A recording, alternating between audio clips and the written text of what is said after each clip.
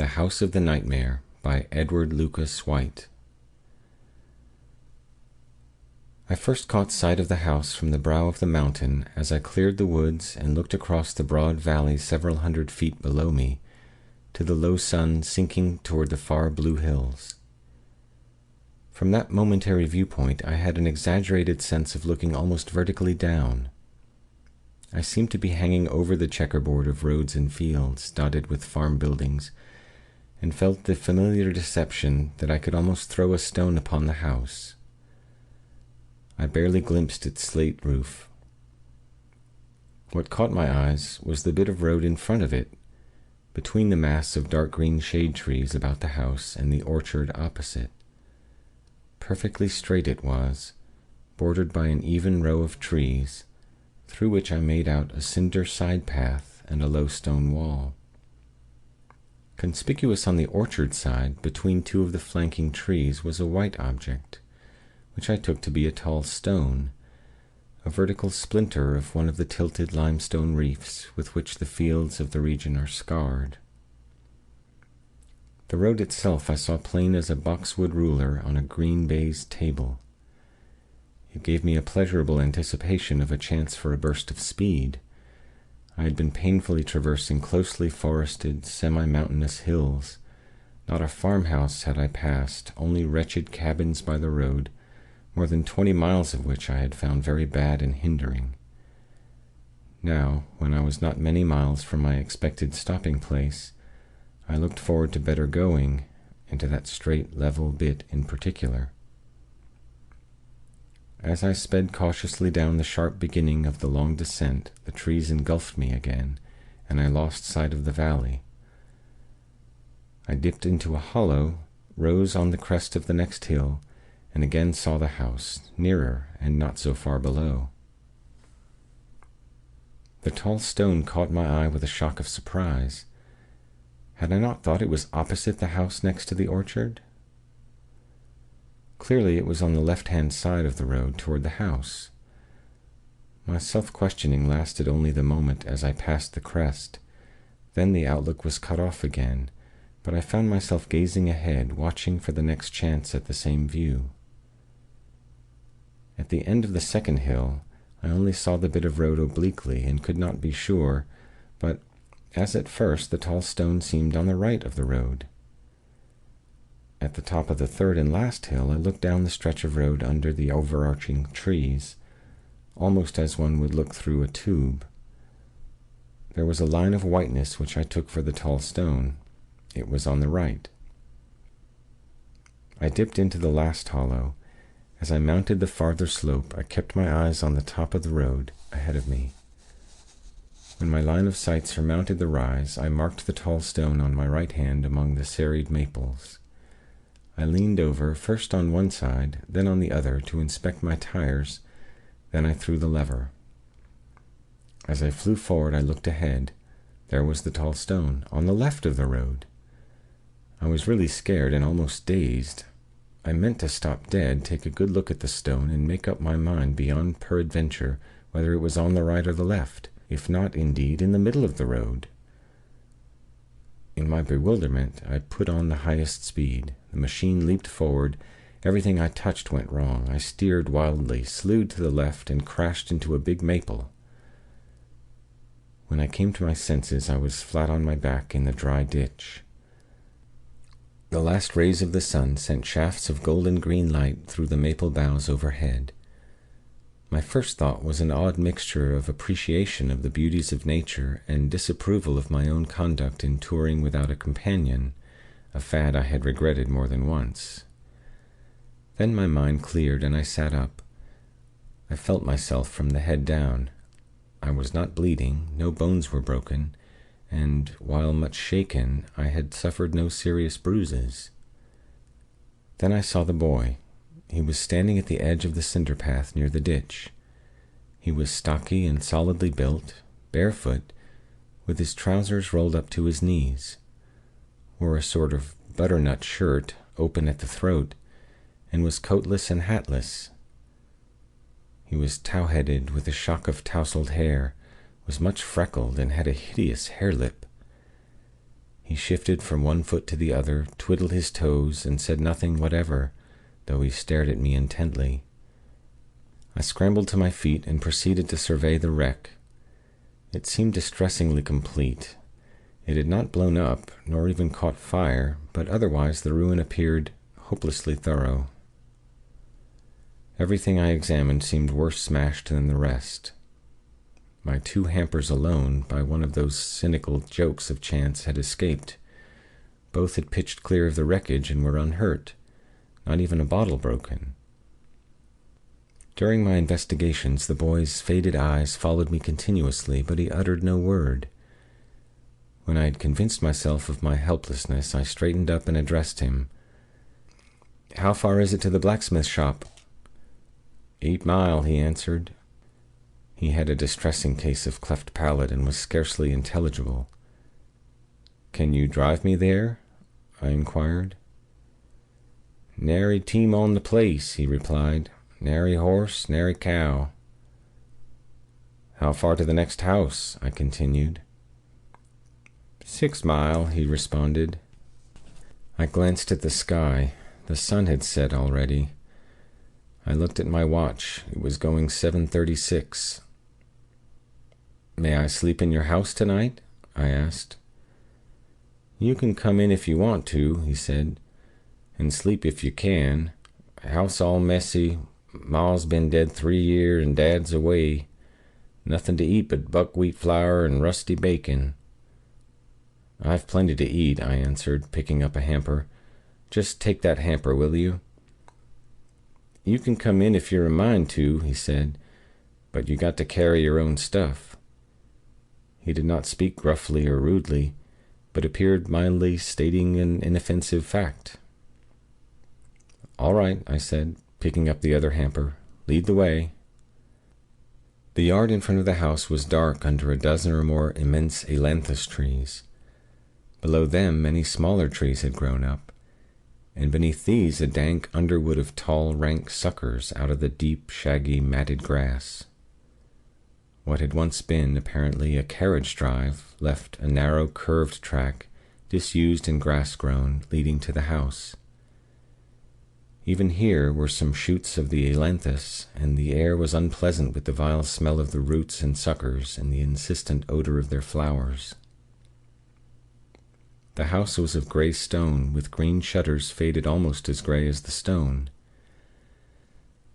Along its front was a veranda, not much raised from the ground, and with no balustrade or railing. On it were several hickory splint rockers. There were 8 shuttered windows toward the porch, and midway of them a wide door, with small violet panes on either side of it and a fanlight above. "Open the door," I said to the boy. "Open it yourself," he replied, not unpleasantly nor disagreeably, but in such a tone that one could not but take the suggestion as a matter of course. I put down the 2 hampers and tried the door. It was latched, but not locked, and opened with a rusty grind of its hinges, on which it sagged crazily, scraping the floor as it turned. The passage smelt moldy and damp. There were several doors on either side. The boy pointed to the first on the right. "You can have that room," he said. I opened the door. What with the dusk, the interlacing trees outside, the piazza roof, and the closed shutters, I could make out little. "Better get a lamp," I said to the boy. "Nary lamp," he declared cheerfully. "Nary candle. Mostly I get a bed before dark." I returned to the remains of my conveyance. All 4 of my lamps were merely scrap metal and splintered glass. My lantern was mashed flat. I always, however, carried candles in my valise. This I found split and crushed, but still holding together. I carried it to the porch, opened it, and took out 3 candles. Entering the room, where I found the boy standing just where I had left him, I lit the candle. The walls were whitewashed, the floor bare. There was a mildewed, chilly smell, but the bed looked freshly made up and clean, though it felt clammy. With a few drops of its own grease, I stuck the candle on the corner of a mean, rickety little bureau. There was nothing else in the room save 2 rush-bottom chairs and a small table. I went out on the porch, brought in my valise, and put it on the bed. I raised the sash of each window and pushed open the shutters. Then I asked the boy, who had not moved or spoken, to show me the way to the kitchen. He led me straight through the hall to the back of the house. The kitchen was large, and had no furniture save some pine chairs, a pine bench, and a pine table. I stuck 2 candles on opposite corners of the table. There was no stove or range in the kitchen, only a big hearth, the ashes in which smelt and looked a month old. The wood in the woodshed was dry enough, but even it had a celery, stale smell. The axe and hatchet were both rusty and dull, but usable, and I quickly made a big fire. To my amazement, for the mid-June evening was hot and still, the boy, a wry smile on his ugly face, almost leaned over the flame, hands and arms spread out, and fairly roasted himself. "Are you cold?" I inquired. "I'm allus cold," he replied, hugging the fire closer than ever, till I thought he must scorch. I left him toasting himself while I went in search of water. I discovered the pump, which was in working order and not dry on the valves, but I had a furious struggle to fill the 2 leaky pails I had found. When I had put water to boil, I fetched my hampers from the porch. I brushed the table and set out my meal: cold fowl, cold ham, white and brown bread, olives, jam, and cake. When the can of soup was hot and the coffee made, I drew up 2 chairs to the table and invited the boy to join me. "I ain't hungry," he said. "I've had supper." He was a new sort of boy to me. All the boys I knew were hearty eaters and always ready. I had felt hungry myself, but somehow when I came to eat I had little appetite and hardly relished the food. I soon made an end of my meal, covered the fire, blew out the candles, and returned to the porch, where I dropped into one of the hickory rockers to smoke. The boy followed me silently and seated himself on the porch floor, leaning against a pillar, his feet on the grass outside. "What do you do," I asked, "when your father is away?" "Just loaf around," he said. "Just fool around." "How far off are your nearest neighbors?" I asked. "Don't no neighbors never come here," he stated. "Say they're afeard of the ghosts." I was not at all startled. The place had all those aspects which lead to a house being called haunted. I was struck by his odd, matter-of-fact way of speaking. It was as if he had said they were afraid of a cross dog. "Do you ever see any ghosts around here?" I continued. "Never seen 'em," he answered, as if I had mentioned tramps or partridges. "Never hear 'em. Sort of feel 'em around sometimes." "Are you afraid of them?" I asked. "Nope," he declared. "I ain't scared of ghosts. I'm scared of nightmares. Ever have nightmares?" "Very seldom," I replied. "I do," he returned. "Always have the same nightmare. Big sow, big as a steer, trying to eat me up. Wake up so scared I could run to never. Nowheres to run to. Go to sleep and have it again. Wake up worse scared than ever. Dad says it's buckwheat cakes in summer." "You must have teased a sow sometime," I said. "Yep," he answered. "Teased a big sow onct, holding up one of her pigs by the hind leg. Teased her too long, fell in the pen and got bit up some. Wished I hadn't a teased her. Have that nightmare 3 times a week sometimes. Worse'n being burnt out. Worse'n ghosts. See, I sort of feel ghosts around now." He was not trying to frighten me. He was as simply stating an opinion as if he had spoken of bats or mosquitoes. I made no reply, and found myself listening involuntarily. My pipe went out. I did not really want another, but felt disinclined for bed as yet, and was comfortable where I was, while the smell of the ailanthus blossoms was very disagreeable. I filled my pipe again, lit it, and then, as I puffed, somehow dozed off for a moment. I awoke with a sensation of some light fabric trailed across my face. The boy's position was unchanged. "Did you do that?" I asked sharply. "Ain't done nary thing," he rejoined. "What was it?" "It was like a piece of mosquito netting brushed over my face." "That ain't netting," he asserted. "That's a veil. That's one of the ghosts. Some blow on you. Some touch you with their long, cold fingers. That one with the veil she drags across your face, well, mostly I think it's Ma." He spoke with the unassailable conviction of the child in We Are Seven. I found no words to reply, and rose to go to bed. "Good night," I said. "Good night," he echoed. "I'll sit out here a spell yet." I lit a match, found the candle I had stuck on the corner of the shabby little bureau, and undressed. The bed had a comfortable husk mattress, and I was soon asleep. I had the sensation of having slept some time when I had a nightmare, the very nightmare the boy had described. A huge sow, big as a dray horse, was reared up on her forelegs, over the footboard of the bed, trying to scramble over to me. She grunted and puffed, and I felt I was the food she craved. I knew in the dream that it was only a dream, and strove to wake up.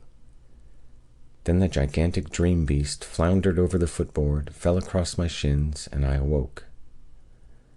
I was in darkness as absolute as if I were sealed in a jet vault. Yet the shudder of the nightmare instantly subsided. My nerves quieted. I realized where I was, and felt not the least panic. I turned over, and was asleep again almost at once. Then I had a real nightmare. Not recognizable as a dream, but appallingly real. An unutterable agony of reasonless horror. There was a thing in the room. Not a sow, nor any other nameable creature, but a thing. It was as big as an elephant, filled the room to the ceiling, was shaped like a wild boar, seated on its haunches, with its forelegs braced stiffly in front of it. It had a hot, slobbering, red mouth, full of big tusks, and its jaws worked hungrily.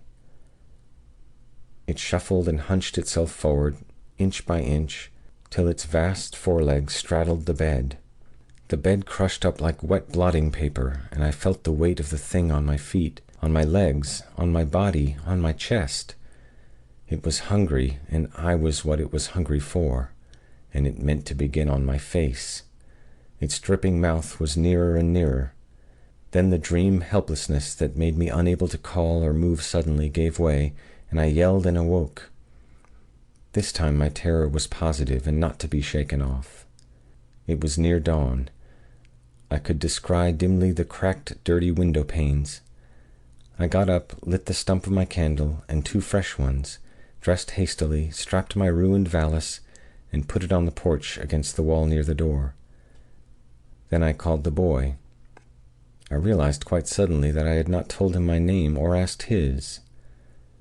I shouted hello a few times, but won no answer. I had had enough of that house. I was still permeated with the panic of the nightmare. I desisted from shouting, made no search, but with 2 candles went out to the kitchen. I took a swallow of cold coffee and munched a biscuit as I hustled my belongings into my hampers. Then, leaving a silver dollar on the table, I carried the hampers out on the porch and dumped them by my valise. It was now light enough to see to walk, and I went out to the road. Already the night dew had rusted much of the wreck, making it look more hopeless than before.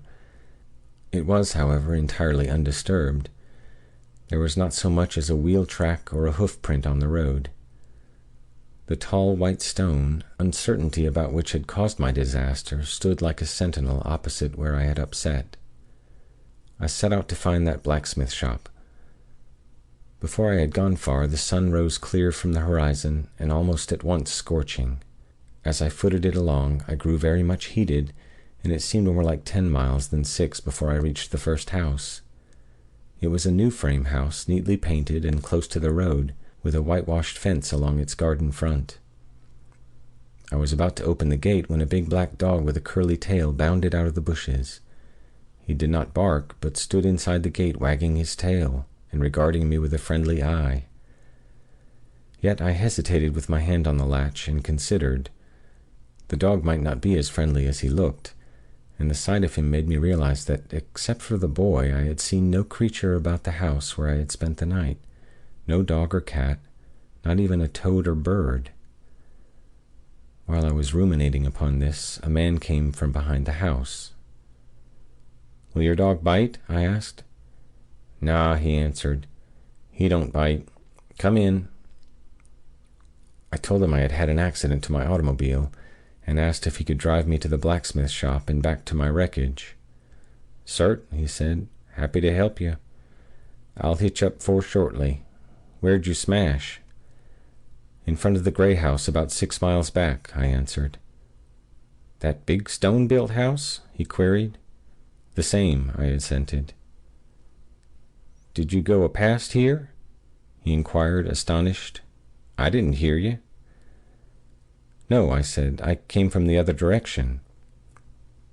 "Why," he meditated, "you must have smashed about sunup. Did you come over them mountains in the dark?" "No," I replied. "I came over them yesterday evening. I smashed up about sunset." "Sundown!" he exclaimed. "Where in thunder have you been all night?" "I slept in the house where I broke down." "In that there big stone-built house in the trees?" he demanded. "Yes," I agreed. "Why," he quavered excitedly, "that there house is haunted. They say if you have to drive past it after dark, you can't tell which side of the road the big white stone is on." "I couldn't tell even before sunset," I said. "There!" he exclaimed. "Look at that now! And you slept in that house? Did you sleep, honest?" "I slept pretty well," I said. "Except for a nightmare. I slept all night." "Well," he commented, "I wouldn't go in that house for a farm, nor sleep in it for my salvation. And you slept? How in thunder did you get in?" "The boy took me in," I said. "What sort of boy?"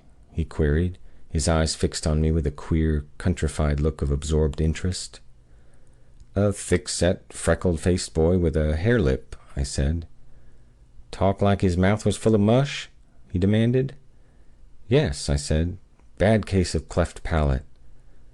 "Well," he exclaimed, "I never did believe in ghosts, and I never did believe that house was haunted, but I know it now.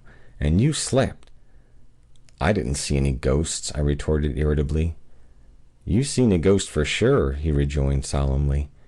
"That there hare-lip boy's been dead 6 months."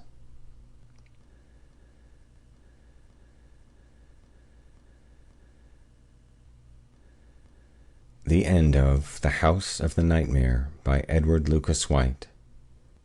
Recording by Dennis Smith.